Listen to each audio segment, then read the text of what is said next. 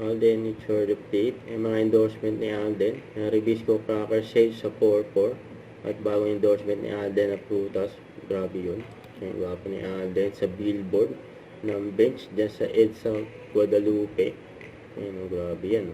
Laki pa nga ng billboard ni Alden ng 4 bench. Tsaka ito yung interview kay Alden. The race route was situated alongside the coastal road of Davao City. So, bukod sa napakainit, yun yung isa sa physical difficulty. Yung hangin during the last 10 kilometers, gusto ko nang mag-give up Kasi bumibigay na yung katawan ko, bumibigay na rin yung legs dahil sa pagod saka sa init. And but sabi ko, either one, hindi ko siya tatapusin, tapos di-disappoint ko yung mga taong naniwala sa akin, and most especially, I would disappoint myself.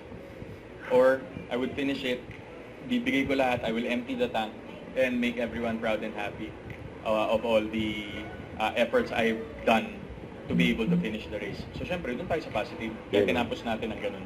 Production is being done right now, so magkakaroon siguro kami ng Storycon very soon.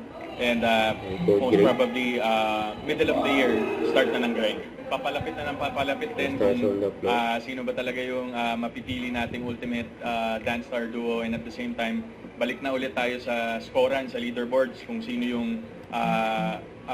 para mapili natin kasi yung ultimate dance star duo. Accumulated siya all throughout the episode, starting from the day na naging permanent duo sila. So abangan nyo, maraming plot twists na mangyayari dito sa Stars on the Floor dahil sobrang gagaling lahat ng mga duos na napapanood nyo every Sunday.